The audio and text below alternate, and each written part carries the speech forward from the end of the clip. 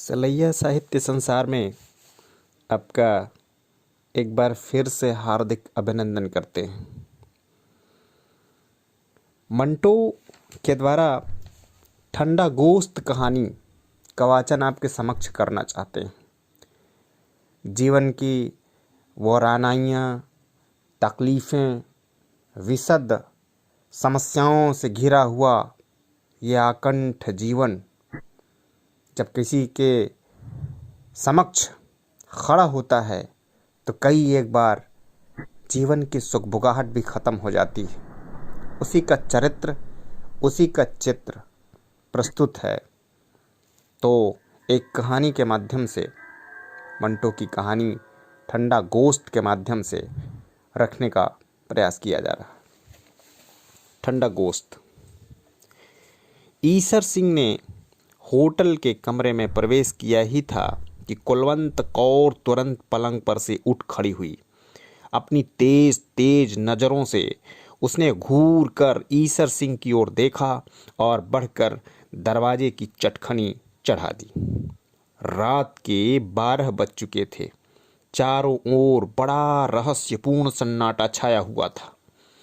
कुलवंत कौर पलंग पर आलथी पालथी मरकर बैठ गई। ईसर सिंह, जो शायद अपने छिन्न भिन्न विचारों के उलझे हुए धागे खोल रहा था, अभी तक हाथ में किरपान लिए एक कोने में खड़ा था। कुछ क्षणों तक इसी प्रकार चुप्पी छाई रही। कुलवंत कौर को थोड़ी देर के बाद अपना आसन पसंद न आया और वह दोनों टांगे पलंग के नीचे लटकाकर उन्हें हिलाने लगी। ईसर सिंह फिर भी कुछ न बोला।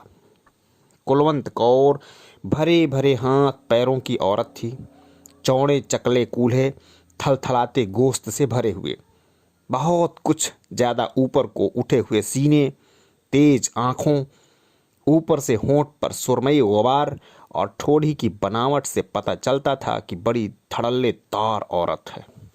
ईसर सिंह यद्यपि कोने में सिर झुकाए चुपचाप खड़ा था। सिर पर कसकर बंधी हुई पगड़ी कुछ ढीली हो रही थी और उसका किरपान वाला हाथ भी कुछ कुछ कांप रहा था। फिर भी उसके नैन नक्श और डील डौल से पता चलता था कि वह कुलवंत कौर जैसी औरत के लिए योग्यतर पुरुष था। कुछ क्षण तक जब इसी तरह चुप्पी में निकल गए तो कुलवंत कौर छलक पड़ी, लेकिन तेज तेज आंखों को नचाकर वह केवल इतना कह सकी, ईसर सिंह। हाँ। ईसर सिंह ने गर्दन उठाकर कुलवंत कौर की ओर देखा, फिर उसकी नज़रों की ताब न लाकर मुंह दूसरी ओर मोड़ लिया। कुलवंत कौर चिल्लाई, ईसर सिंह। हाँ। फिर तुरंत ही स्वर को भींचते हुए पलंग पर से उठकर उसकी ओर बढ़ते हुए बोली, कहाँ गायब रहे तुम इतने दिन? ईसर सिंह ने अपने सूखे होंठों पर जबान फेरी, मुझे मालूम नहीं। कुलवंत कौर भिन्ना गई, यह कोई माँ या जवाब है? ईसर सिंह ने किरपान एक और फेंक दी और पलंग पर लेट गया। ऐसा मालूम होता था कि वह कई दिनों का बीमार है। कुलवंत कौर ने पलंग की ओर देखा, जो अब ईसर सिंह से लाजवाब भरा हुआ था। उसके मन में सहानुभूति पैदा हो गई। उसके माथे पर हाथ रख कर उसने बड़े प्यार से पूछा, जानी क्या हुआ है तुम्हें? ईसर सिंह छत की ओर देख रहा था। उसने नजरें हटाकर कुलवंत कौर के चिरपरिचित चेहरे की ओर देखा। कुलवंत, वह बस इतना ही कह पाया। आवाज में पीड़ा थी। कुलवंत कौर सारी की सारी सिमट कर अपने ऊपर के होठ में आ गई। हाँ जानी कहकर वह उसे हल्के हल्के दांतों से काटने लगी। ईसर सिंह ने पगड़ी उतार दी, फिर कुलवंत कौर की ओर सहारा लेने वाली नजरों से देखा। उसके गोश्त भरे कूल्हे पर जोर से धप्पा मारा और सिर को झटका देकर अपने आप से कहा, यह कुड़ी दाया दिमाग ही खराब है। झटका देने से उसके केस खुल गए। कुलवंत कौर उंगलियों से उसमें कंघी करने लगी। ऐसा करते हुए उसने बड़े प्यार से पूछा, ईसर सिंह, कहाँ रहे तुम इतने दिन? बूढ़े की माँ के घर। ईसर सिंह ने कुलवंत कौर को घूर कर देखा और फिर एकाएक उसके उभरे हुए सीनों को मलने लगा। कसम वाह गुरु की, बड़ी जानदार औरत हो। कुलवंत कौर ने एक अदा के साथ ईसर सिंह के हाथ झटक दिए और पूछा, तुम्हें मेरी कसम है, बताओ कहाँ रहे, शहर गए थे? ईसर सिंह ने एक ही लपेट में अपने बालों का जूड़ा बनाते हुए उत्तर दिया, नहीं। कुलवंत कौर चिढ़ गई, नहीं, तुम जरूर शहर गए थे और तुमने बहुत सा रुपया लूटा है जो मुझसे छुपा रहे हो। वह अपने बाप की तुखम न हो जो तुम में झूठ बोले। कुलवंत कौर थोड़ी देर के लिए मौन हो गई, फिर एकदम भड़क कर बोली, लेकिन मेरी समझ में नहीं आता, उस रात तुम्हें क्या हुआ था? अच्छे भले मेरे साथ लेटे थे, मुझे तुम्हें वह सारे गहने पहरा रखे थे जो तुम शहर से लूट कर लाए थे, मेरी भप्पियां ले रहे थे, पर न जाने तुम्हें क्या हुआ, उठे और कपड़े पहनकर बाहर निकल गए। ईसर सिंह का चेहरा उतर गया। यह परिवर्तन देखते ही कुलवंत कौर ने कहा, देखा कैसे रंग पीला पड़ गया है। ईसर सिंह, कसम वाह गुरु की, जरूर दौल में कुछ काला है, तेरी जान की कसम कुछ भी नहीं। ईसर सिंह की आवाज बेजान थी। कुलवंत कौर का संदेह और भी दृढ़ हो गया। ऊपर उठकर होंठ भींचकर उसने एक एक शब्द पर जोर देते हुए कहा, ईसर सिंह, क्या बात है? तुम वह नहीं रहे जो आज के 8 दिन पहले थे। ईसर सिंह एकदम उठ बैठा, जैसे किसी ने उस पर हमला कर दिया हो। कुलवंत कौर को अपने शक्तिशाली बाहों में समेट कर उसने पूरे जोर से उसे भंभोड़ना शुरू कर दिया। जानी वही हूँ, घुट घुट कर जफ्फियाँ तेरी निकले हड्डी दी गर्मी। कुलवंत कौर ने कोई हस्तक्षेप न किया, लेकिन वह शिकायत करती रही, तुम्हें उस रात क्या हो गया था? बूरे की माँ का वह हाल हो गया था, बताओगे नहीं? कोई बात हो तो बताऊं, मुझे अपने हाथ से जलाओ जो झूठ बोलो। ईसर सिंह ने अपनी बाहें उसके गर्दन के गिर्द में डाल दी और होंठ उसके होंठों में गाड़ दिए। मूंछों के बाल कुलवंत कौर के नथुने में धंसे तो उसे छींक आ गई। दोनों हंसने लगे। ईसर सिंह ने अपनी फतूही उतार दी और कुलवंत कौर की ओर वासना भरी नजरों से देखकर कहा, आओ जानी, एक बाजी ताश की हो जाए। कुलवंत कौर के ऊपरी होंठ पर पसीने की नन्ही नन्ही बूंदें फूट आई। एक अदा के साथ उसने अपनी आंखों की पतलियां घुमाई और बोली, चल दफा हो। ईसर सिंह ने अपने भरे हुए कूल्हे पर जोर से चुटकी भरी। कुलवंत कौर तड़प कर एक ओर हट गई। न कर ईसर सिंह, मेरे दर्द होता है। ईसर सिंह ने आगे बढ़कर कुलवंत कौर का ऊपरी होंठ अपने दांतों तले दबा लिया और कचकचाने लगा। कुलवंत कौर बिल्कुल पिघल गई। ईसर सिंह ने अपना कुर्ता उतार फेंक दिया और कहा, लो फिर हो जाए तुर्प चाल। कुलवंत कौर का ऊपरी होंठ कँपाने लगा। ईसर सिंह ने दोनों हाथों से कुलवंत कौर की कमीज का यह घेरा पकड़ा और जिस तरह बकरे की खाल उतारते हैं, कमीज उतार कर एक ओर रख दी। फिर उसने घूर कर उसके नंगे बदन को देखा और जोर से उसके बाजू पर चुटकी भरते हुए कहा, कुलवंत, कसम वाह गुरु की, बड़ी करारी औरत है तू। कुलवंत कौर अपने बाजू पर उभरते हुए लाल धब्बे को देखते हुए बोली, बड़ा जालिम है तू ईसर सिंह। ईसर सिंह अपनी घनी काली मूंछों में मुस्कराया, होने दे आज जुल्म, और यह कहकर उसने और अधिक जुल्म ढाने शुरू किए। कुलवंत कौर का ऊपरी होंठ दांतों तले कचकचाया, कान की लबों को काटा, उभरे हुए सीनों को भंभोड़ा, भरे हुए कूल्हों पर आवाज पैदा करने वाले चाटे मारे, गालों के मुंह भरे भभके चुंबन लिए, चूस चूस के उसका सारा सीना थूकों से लथेड़ दिया। कुलवंत कौर तेज आंच पर चढ़ी हुई हांडी की तरह उबलने लगी, लेकिन यह सब करने पर भी ईसर सिंह अपने आप में गर्मी पैदा न कर सका। जितने गुर और जितने दांव उसे याद थे, सब के सब उसने पिट जाने वाले पहलवान की तरह आजमा डाले, पर कोई भी कारगर न हुआ। कुलवंत कौर, जिसके बदन में सारे तान तन कर आप बज रहे थे, आवश्यक छेड़छाड़ से तंग आकर बोली, ईसर सिंह, काफी फेंट चुका, अब पत्ता फेंक। यह सुनते ही ईसर सिंह के हाथ से जैसे ताश की सारी गड्डी नीचे फिसल गई।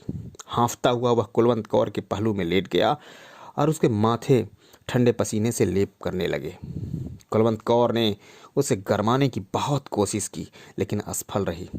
अब तक सब कुछ मुंह से कहे बिना होता रहा था, लेकिन जब कुलवंत कौर के तने हुए अंगों को घोर निराशा हुई तो वह झल्लाकर पलंग से नीचे उतर गई।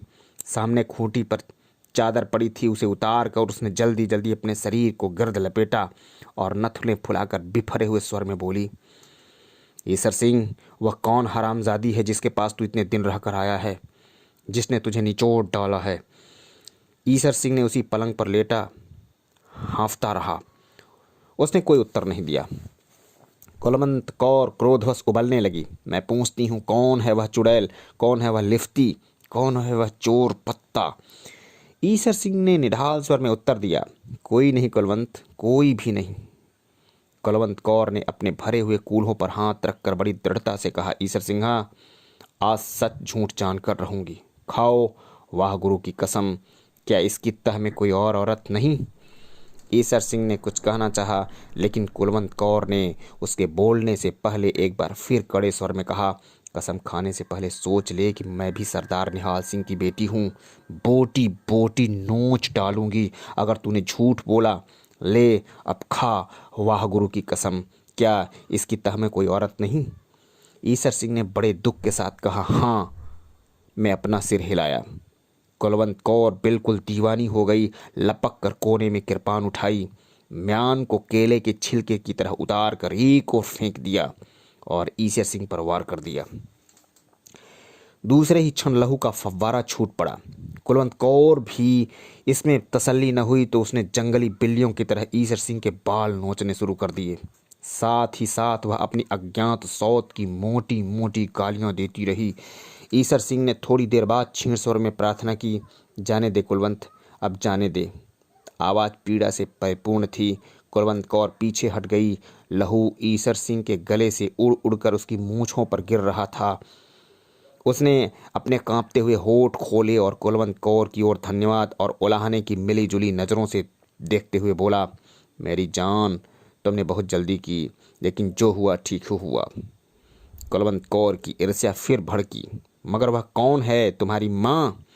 लहू ईसर सिंह की जबान तक पहुंच गया।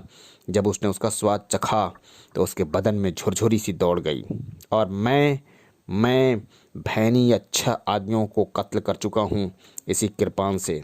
कुलवंत कौर के दिमाग में केवल दूसरी औरत थी। मैं पूछती हूँ, कौन है वह हरामजादी? ईसर सिंह की आंखें धुंधला रही थीं। एक हल्की सी चमक उनमें पैदा हुई और उसे कुलवंत कौर ने कहा, गाली न दे उस भणवी को। कुलवंत चिल्लाई, मैं पूछती हूँ, वह कौन है? ईसर सिंह के गले में आवाज़ रुंध गई, बताता हूँ, कहकर उसने अपनी गर्दन पर हाथ फेरा और उस पर अपना जिंदा लहू देखकर मुस्कराया। इंसान माया भी अजीब चीज़ है। कुलवंत कौर उसके उत्तर की प्रतीक्षा में थी। ईसर सिंह, तुम मतलब की बात कर। ईसर सिंह की मुस्कुराहट उसकी लहू भरी मूंछों में और अधिक फैल गई। मतलब की बात कर रहा हूँ, गला चिरा हुआ है माँ, या मेरा धीरे धीरे ही सारी बात बताऊंगा। और जब वह बताने लगा तो उसके माथे पर ठंडे पसीने के लेप होने लगे। कुलवंत, मेरी जान, मैं तुम्हें नहीं बता सकता मेरे साथ क्या हुआ। इंसान कुड़ी यह भी अजीब चीज़ है। शहर में लूट मची तो सब लोगों की तरह मैंने भी उसमें हिस्सा लिया। गहने पाते और रुपए पैसे जो भी हाथ लगे वह मैंने तुम्हें दे दिए, लेकिन एक बात तुम्हें न बताई। ईसर सिंह की घाव में पीड़ा हुई और वह कराहने लगा। कुलवंत कौर ने उसकी ओर ध्यान न दिया और बड़ी निर्दयता से पूछा, कौन सी बात? ईसर सिंह ने मूंछों पर टपकते लहू को फूंक मारकर उड़ाते हुए कहा, जिस मकान पर मैंने धावा बोला था उसमें 7 आदमी थे। 6 मैंने कत्ल कर दिए इसी कृपान से जिससे तू मुझे छोड़।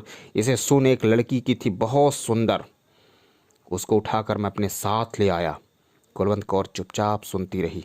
ईसर सिंह ने एक बार फिर फूंक मारकर मूंछों पर से लहू उड़ाया। कुलवंत जानी, मैं तुमसे क्या कहूँ, कितनी सुंदर थी, मैं उसे भी मार डालता, पर मैंने कहा नहीं ईसर सिंह, कुलवंत कौर के तू हर रोज मजे लेता है, यह मेवा भी चख देख। कुलवंत कौर ने केवल इतना कहा, और मैं उसे कंधे पर डालकर चल दिया। रास्ते में क्या कह रहा था मैं? हाँ, रास्ते में नहर की पटरी के पास बीहड़ की झाड़ियों तले मैंने उसे लिटा दिया। पहले सोचा कि फेंटूं, लेकिन ख्याल आया कि नहीं, यह कहते कहते ईश्वर सिंह की जबान सूख गई। कुलवंत कौर ने थूक निगल कर अपना कंठ तर किया और पूछा, फिर क्या हुआ? ईश्वर सिंह के कंठ से बड़े मुश्किल से ये सब निकले, मैंने पत्ता फेंका, लेकिन उसकी आवाज़ डूब गई। कुलवंत कौर ने उसे झंझोड़ा, फिर क्या हुआ? ईश्वर सिंह ने अपनी बंद होती हुई आंखें खोली और कुलवंत कौर के शरीर की ओर देखा, जिसकी बोटी बोटी फड़क रही थी।